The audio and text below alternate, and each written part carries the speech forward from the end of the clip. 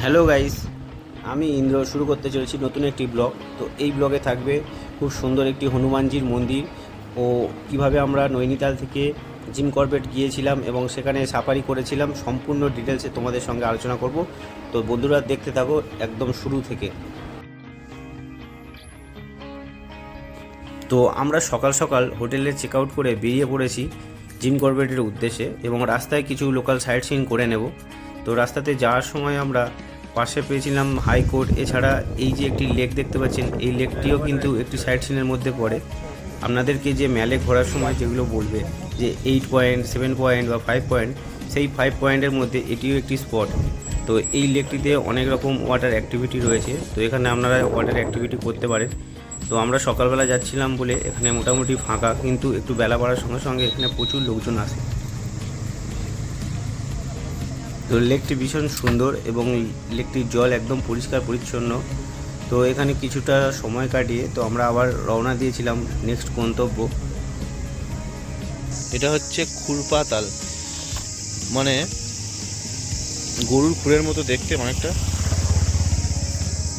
এগুলো কিন্তু নৈনিতালের local site সিনের মধ্যে পড়ে।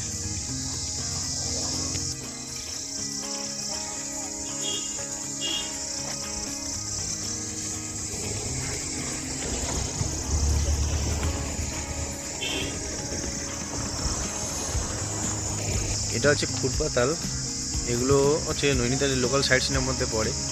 এর আগে যে লেকটা দেখালাম ওটাও নৈনিতালের লোকাল সাইট সিনের মধ্যে পড়ে।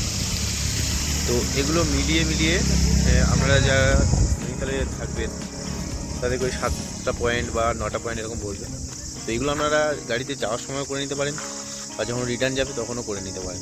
এগুলো সব রাস্তাতেই পড়ে, বেকারের জন্য আলাদাভাবে এক্সট্রা গাড়ি ভাড়া করার কোনো দরকার নেই। তো এখন আমরা যাচ্ছি জঙ্গলের মধ্যে দিয়ে। তো নৈনিতালের উপরের দিকে অনেক সময় স্নোফল হয় এবং ভারী শীতের দিকে, মানে জানুয়ারি ফেব্রুয়ারি মাসের সময় অনেক সময় হলদিয়ানি আর কাঠগোদাম রাস্তায় না, রামনগর।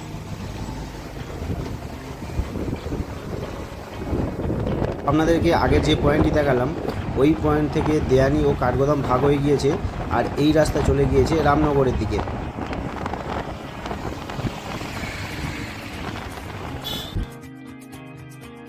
তো আমরা এখন চলে এসেছি বজরাংবলির যে মন্দির রয়েছে, খুব সুন্দর একটি মন্দির। তো আপনাদেরকে ভিতরে নিয়ে যাব। তো এখান থেকে আমরা প্রসাদ নিয়ে নিলাম এবং উপরে যাব। খুবই বড় এবং খুব সুন্দর এই মন্দিরটি। তো সব মন্দিরে যেমনই নিয়ম থাকে, তো ক্যামেরা অ্যালাউ নেই, তো ভিতরে আমরা ক্যামেরা করিনি, কিন্তু বাইরেরটা আপনাদেরকে ঘুরিয়ে দেখাচ্ছি। আশা করি আপনারা একটা আন্দাজ করতে পারবেন যে কত সুন্দর এবং কত বড় এরিয়া জুড়ে এই মন্দিরটি রয়েছে। তো এখান থেকে সোজা আমরা বেরিয়ে যাব রামনগর স্টেশনে এবং ওখানে আমরা ডরমেটরি রুম আছে কিনা দেখব এবং সেখানেই আজকে স্টে করব। তো আমরা এখন রামনগর স্টেশনে এসেছি। তো এখানে রিটায়ারিং রুম আছে কিনা সেটা দেখব, কারণ আমাদের ট্রেন আছে রাত 10টাতে। আর সেই কারণে এটা হচ্ছে রামনগর মার্কেট। তো এখানে আমরা এই হোটেলটাতে আপাতত ব্যাগ রাখার জন্য একটা রুম নিয়েছি। তো 700 টাকা পড়েছে।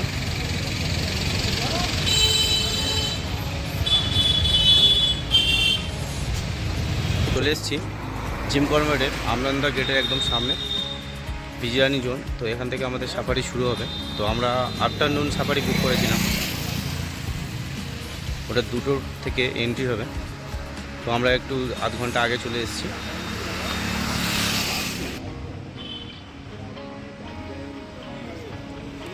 তো আশেপাশে অনেক খাবার দোকান রয়েছে, ক্যান্টিন রয়েছে। তো এখান থেকে আপনারা কিছু খাবার খেয়ে নিতে পারেন। এবং ধারচুলা থেকে এই দাদাটি আমাদের সঙ্গে করে ছিল নৈনিতাল সম্পূর্ণ ট্যুরে। তো এই দাদা খুবই ভালো, এই দাদার নাম্বার আমি দিয়ে দেবো। তো আপনারা পরবর্তীকালে যারা নৈনিতাল আসতে চান এই দাদার সঙ্গে যোগাযোগ করতে পারেন।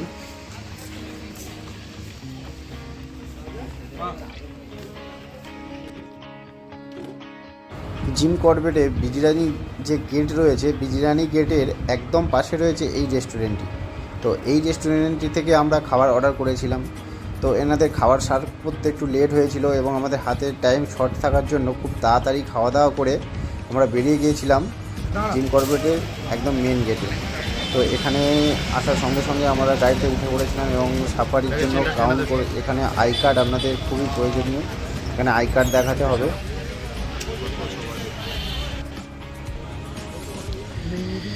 এখান থেকে বিজরানি জোনের যে সাফারি শুরু, এই যে এখান থেকে বিজরানি জোনের সাফারি শুরু হয়। এই পিছনে হচ্ছে লম্বা লাইন। हाँ हाँ वेस्ट बंगाल ডিয়ার है ना, হরিণ হরিণ হরিণ ওই তো হরিণ ভালো বলতে। জিম করবেট ন্যাশনাল পার্কটি হচ্ছে উত্তরাখণ্ডে অবস্থিত। এটি খুব পপুলার একটি পার্ক। তো এখানে প্রত্যেকেই সাফারি করার ইচ্ছা থাকে। তো এই যে সুবিশাল যে জঙ্গলটি রয়েছে এটি 8টি জোনে বিভক্ত। এই 8টি জোনের মধ্যে সবথেকে পপুলার জোনটি হচ্ছে থিকালা জোন ও বিজরানি জোন। এছাড়া ঢেলা, ঝাড়িয়া, দুর্গাদেবী, গর্জিয়া প্রচুর জোন রয়েছে। 6টি জোনে সাফারি করতে হলে আপনাদেরকে রামনগরেই আসতে হবে এবং রামনগর থেকে খুবই কাছাকাছি এই জোন। এছাড়া রয়েছে ফাটো ও সীতাবনী, এই দুটো ফরেস্ট এরিয়া, কিন্তু এই দুটো এই জিম করবেটের আন্ডারে নয়। এগুলো আপনাকে আলাদাভাবে বুক করতে হবে এবং এই দুটি জোনে আপনারা অফলাইনে বুকিং করতে পারবেন। সব জায়গাতেও অফলাইন অনলাইন হয়, কিন্তু এই দুটো জোনে মাস্ট আপনারা অফলাইনে বুকিং করতে পারবেন এবং এই দুটি জোনে মোটামুটি সব সময়ই আপনারা টিকিট পেয়ে যাবেন। এবার বলি আপনারা রামনগর কিভাবে আসবেন। রামনগরে আসার জন্য সবথেকে সহজ মাধ্যম হলো রেলপথ। তো ডাইরেক্ট রামনগর ট্রেন নেই কলকাতা থেকে। তো আপনাদেরকে সবথেকে সহজ পথ হলো দিল্লিতে এসে দিল্লি থেকে আবার আপনারা ট্রেন পেয়ে যাবেন রামনগর। সেটা আপনাদেরকে দেখাবো। অবশ্যই যাওয়ার সময় আমরা এই রুট দিয়েই যাব, দিল্লি ভায়া হয়ে, এবং আপনারা দেখতে থাকুন।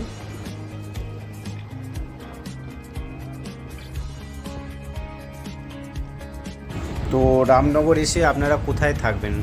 রামনগরে এসে থাকার জায়গা প্রচুর রয়েছে, প্রচুর হোটেল রয়েছে, প্রচুর রিসর্ট রয়েছে এবং রামনগরে একদম জিম করবেট যে সাফারি জোনগুলো রয়েছে সেই জোনগুলোর গেটের আশেপাশেও অনেক বড় বড় রেস্টুরেন্ট, অনেক বড় বড় সব হোটেল রয়েছে। তো সেখানে আপনারা থাকতে পারেন। এছাড়া যে জোন থেকে আপনারা সাফারি করবেন সেই জোনের ভিতরে অনেক সরকারি কটেজ রয়েছে, সেখানেও থাকতে পারেন, কিন্তু সেখানে থাকলে একটু খরচ বেশি। তবে সরকারি যে কটেজগুলো রয়েছে সেগুলোতে থাকলে আপনাদের কিন্তু দুবারের সাফারি ফ্রি থাকে, একদিনে দুবার সাফারি ফ্রি থাকে, ওগুলো সম্পূর্ণ ইনক্লুড থাকে।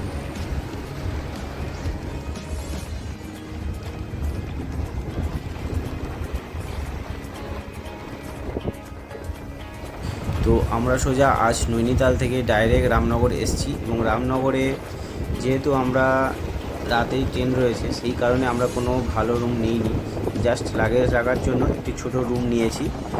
তো আমাদের রাতেই ট্রেন রয়েছে সেই কারণে আমাদেরকে রুম ট্যুরটা দিতে পারিনি। যেহেতু আমরা অক্টোবরের শেষে এবং নভেম্বরের প্রথমের দিকে এসেছিলাম, তাই এই নদীগুলোতে জল খুবই কম রয়েছে, কিন্তু বর্ষার সময় এই নদীগুলোর প্রচণ্ড জল থাকে এবং জলের স্রোত প্রচুর থাকে।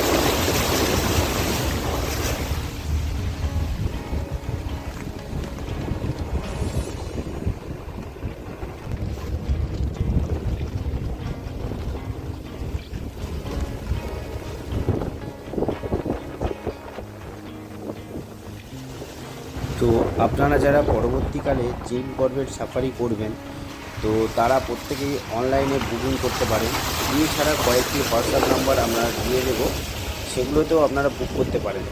তো যেটা হচ্ছে একটাই ওয়েবসাইট রয়েছে জিম করবেট সাফারিতে বুকিং করার জন্য, একদম সরকারি ওয়েবসাইট www.corbetonlineukgovernment.in। এখান থেকে আপনারা সব রকম সাফারি বুক করতে পারবেন এবং এছাড়া যারা জঙ্গলের ভিতরে যে কটেজগুলো রয়েছে সেগুলোও আপনারা এখান থেকে বুক করতে পারবেন।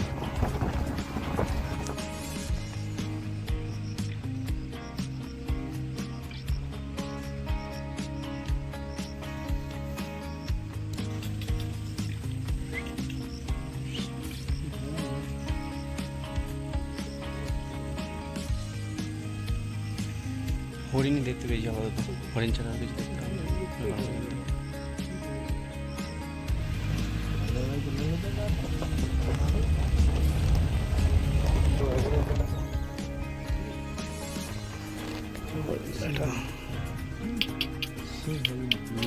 वैसे नहीं करना भैया, छेड़ा बड़ा मत। इसके अभी वेलवेट स्किन है बाहर से, अगर इसको टच करेंगे तो सॉफ्ट है। इसका नाम क्या है, कौन सा? स्पॉटेड डियर, स्पॉटेड डियर, हरण, चीतल हरिन। चितल हरिण।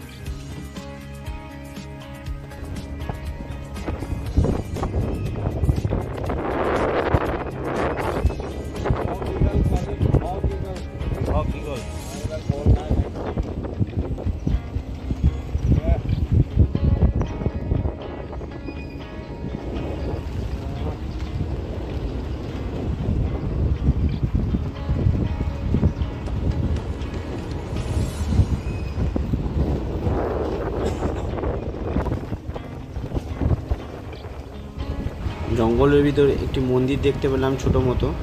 তো জঙ্গলের ভিতরে অনেক জায়গায় কিছু আদিবাসীদের ঘরও রয়েছে।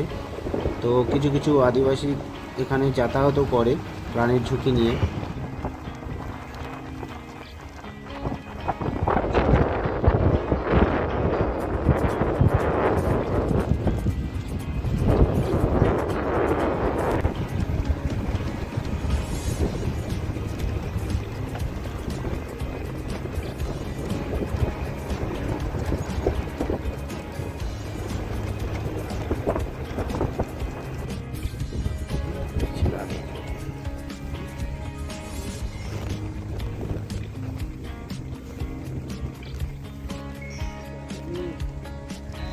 अब हम थोड़ा ब्रेक ले रहे हैं, फिर आगे। এটা হচ্ছে বিরিয়ানি জোনের কটেজ। এখানে আপনারা রাতে স্টে করতে পারেন।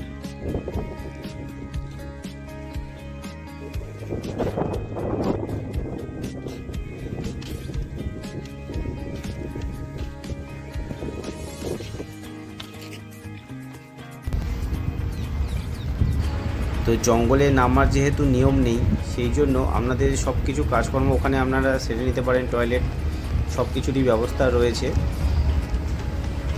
তো আমরা এখন এগিয়ে যাচ্ছি আরও একটু কোর এরিয়ার ভিতরে। তো এবারে চেষ্টা করব যে বাঘ দেখার।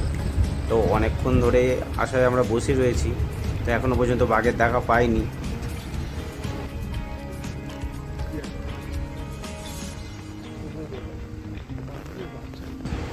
এটি হলো বিরিয়ানি জোনের কোর এরিয়া। তো এখানে বেশিরভাগ সময়ই বাঘ দেখা যায়, যেটি আমাদের গাইড সাহেব বলছিলেন। তো আপনাদেরকে আরেকটি ইনফরমেশান দিয়ে রাখি, প্রত্যেক সাফারিতে আপনাদেরকে একটি করে গাইড নিতে হবে, এটি কিন্তু বাধ্যতামূলক। 1973 সালে ব্যাঘ্র সংরক্ষণ কিন্তু সবার প্রথম এই জিম করবেট থেকেই সূচনা হয়েছিল, এবং এখান থেকেই সবার প্রথম বাঘ সংগ্রহ করা বা বাঘ সংরক্ষণ সব কিছুর সূচনা হয়েছিল।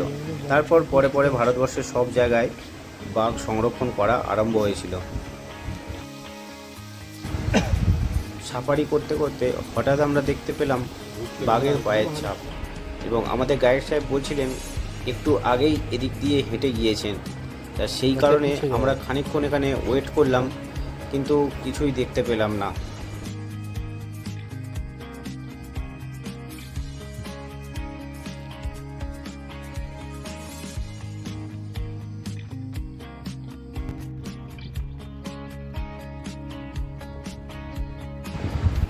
জঙ্গলটা এতটাই ঘন যে আশেপাশে যদি বসেও থাকে আমরা দেখতেই পাবো না, যতক্ষণ না আমাদের সামনে আসবে।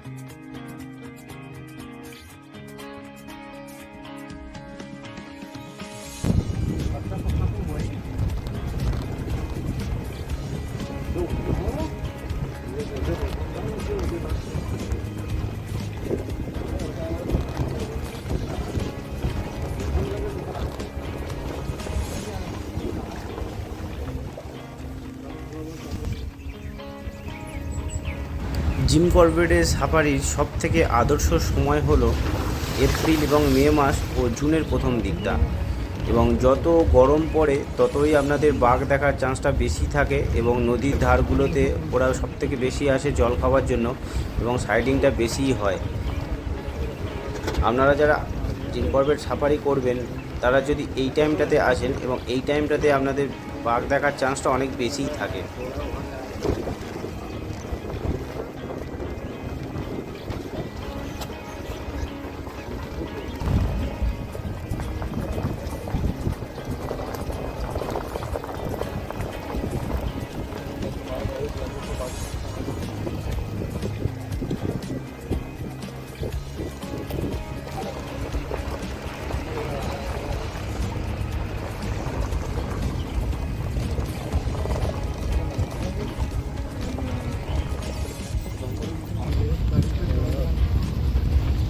সোমবার থেকে শুক্রবার পর্যন্ত আপনারা যারা জিম করবেটের ভিতরে যে জঙ্গলের যে কটেজ রয়েছে সেই কটেজে যারা থাকতে যান তাদের জন্য ভাড়া পড়বে 2000 টাকা, এবং শনি ও রবিবার ভাড়া পড়বে 3000 টাকা, সঙ্গে 12% জিএসটি। এছাড়া আপনারা যে গাড়ি নিয়ে প্রবেশ করবেন তার গাড়ি পিছু 700 টাকা করে ভাড়া পড়বে। এবং এই যে সরকারি যে কটেজগুলি রয়েছে এখানে যে খাওয়া দাওয়ার ব্যবস্থা রয়েছে, ঠিকালা জোন বাদ দিয়ে যে কোনো কটেজে আপনারা রাত্রিবাস করতে হলে আপনাদেরকে খাবার কিন্তু বাইরে থেকে নিয়ে আসতে হবে। বা এই যে 5টি জোন রয়েছে ঠিকালা ছাড়া, এই 5টি জোনে কোনো খাবারের ব্যবস্থা করা হয় না, তো এখানে আপনাদেরকে বাইরে থেকে খাবার নিয়ে আসতে হবে। এবং ঠিকালা যে জোন রয়েছে ঠিকালা জোনে আপনারা খাবার পাবেন, কিন্তু এখানকার খাবার খুবই কস্টলি, তো এবং সম্পূর্ণ নিরামিষ খাবার এবং ডিম পাওয়া যায়।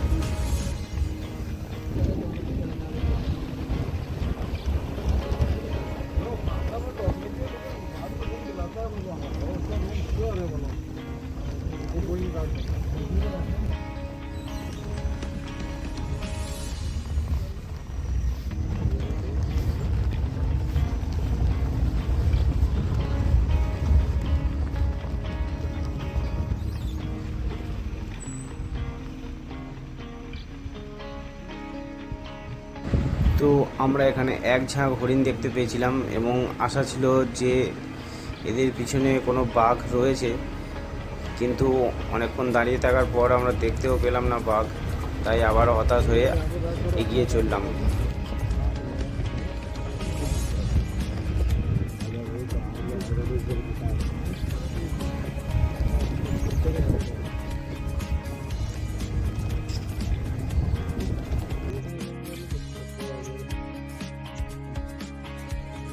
তো গরমকালে এইসব নদীতে প্রচণ্ড জল থাকে, এবং এইখানে সব জল পান করতে আসার জন্য বাঘ বা অন্যান্য জন্তুরা প্রচুর পরিমাণে দেখা যায়। বিজরানি জোন এবং ঢেলা জোন, এই দুটি জোনে সবথেকে পশু পাখি সবথেকে বেশি দেখতে পাওয়া যায়।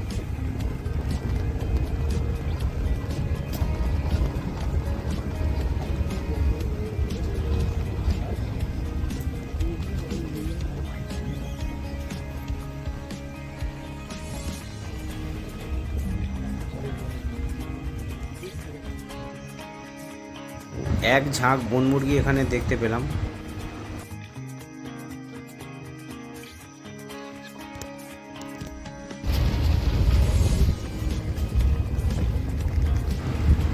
তো আমাদের ড্রাইভার দাদা ও গাইড সাহেব লাস্ট একবার চান্স নিল যে আর একবার কোরিয়ার ভিতর থেকে যাবে, এবং যদি লাস্ট একবার, কারণ এই পড়ন্ত বিকেলে ওরা জল খেতে আসে, সেই কারণে বাই চান্স যদি বাঘ দেখতে পাওয়া যায়, সেই কারণে আর একবার ওদিক দিয়ে এই গাড়ি ঘুরিয়ে নিয়ে যাচ্ছে।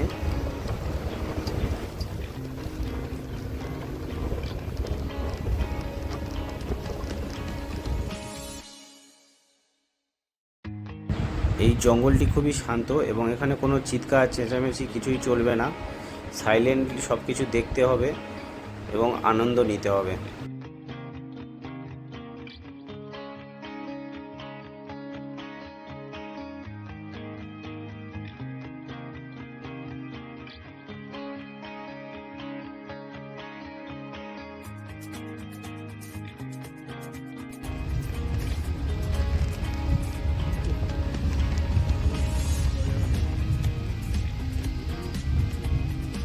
তবে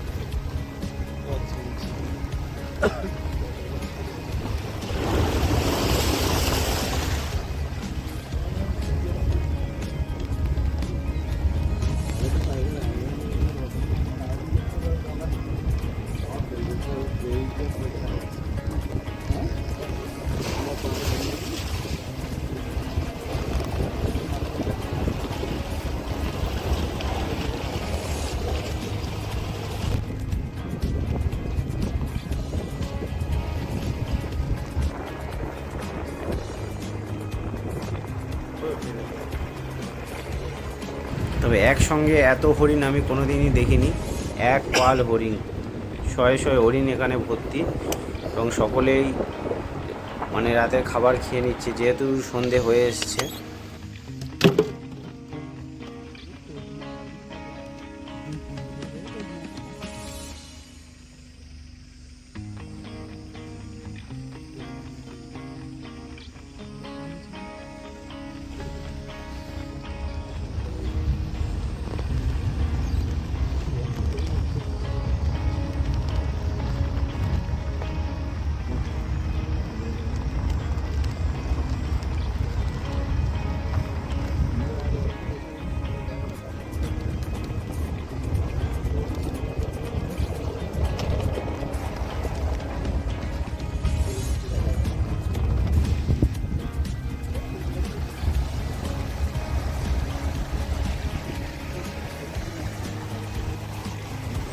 জিম করবেটের মধ্যে এই বসতিগুলো হলো এখানকার স্থানীয় বাসিন্দা। এনারা এখানে থাকে লাইভ রিস্ক নিয়ে। রেড দেখা পাই আর না পাই, খুব রোমাঞ্চকর একটি অনুভূতি হয়েছে এই জিম করবেট সাফারি করে, এবং খুবই সুন্দর একটি জঙ্গল এবং খুব মানে আনন্দদায়ক। অবশ্যই আপনারা একবার এই জিম করবেট সাফারি করবেন, খুবই আনন্দ পাবেন। তো বিরিয়ানির জন্যে একদম গেটের বাইরেই ছিল এই কাকার কুলচার দোকান, এবং খুবই সুন্দর কুলচা বানায়। তো এখান থেকে আমরা ছোলে কুলচে খাবো এবং তারপর যাব হোটেলে, এবং সেখান থেকে চেক আউট করে বেরিয়ে যাব স্টেশনে।